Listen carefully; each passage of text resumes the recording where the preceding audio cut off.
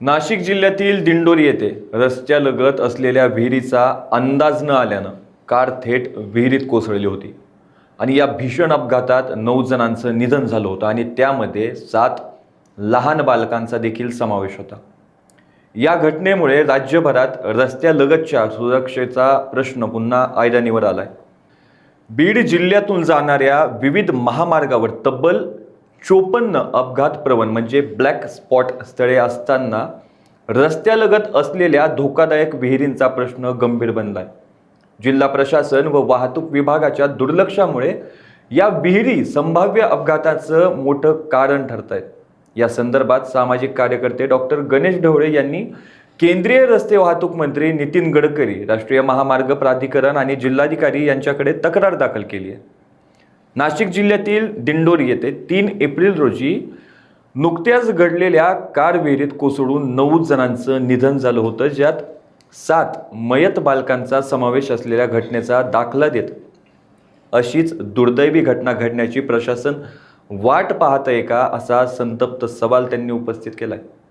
बीड जिल्ह्यातील अनेक ठिकाणी रस्त्याच्या अगदी कडेला विहिरी असून त्या अपघातास कारणीभूत ठरण्याची शक्यता आहे। अहमदपूर अहिल्यानगर महामार्गावर लिंबागणेजवळ मुळुकवाडी शिवार, होळ परिसर, धुळे सोलापूर महामार्गावर चौसाळाजवळ, बीड शिरूर मार्गावर नागाची वाडी, अंबेजोगाई लातूर महामार्गावर बर्दापूर, कल्याण विशाखापट्टणम मार्गावर मातोरी पुढे, मादळमोही परिसर, सिरसदेवी फाटा पुढे, शेगाव पंढरपूर मार्गावर पात्रूड व तांबवा परिसर या सर्व ठिकाणी विहिरींना मजबूत सिमेंटचे संरक्षण कठडे नसल्याने मोठा धोका निर्माण झालाय। दरम्यान अहमदपूर अहिल्यानगर राष्ट्रीय महामार्गावर 548D महामार्गावरील लिंबा गणेश जवळील मुळुकवाडी शिवारात रस्ता आणि विहीर यामध्ये अंतरच नाही।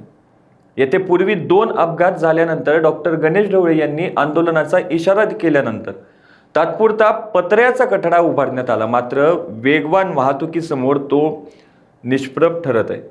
येथे मजबूत सिमेंट भिंत उभारण्याची मागणी करण्यात आली आहे। बीड जिल्ह्यात देखील अशा घटना घडल्यात।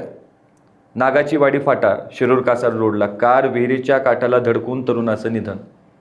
मुळुकवाडी फेब्रुवारी महिन्यामध्ये जीप कठडा तोडून विहिरीजवळ कोसळली पण जीवितहानी टळली। होळ परिसरात ऑगस्ट 2025ला कार विहिरीच्या कठड्याला धडकून एकाचं निधन। अशाच ताज्या अपडेट्ससाठी लोकशाही टीव्हीला सबस्क्राईब करा आणि लाईक करायला विसरू नका।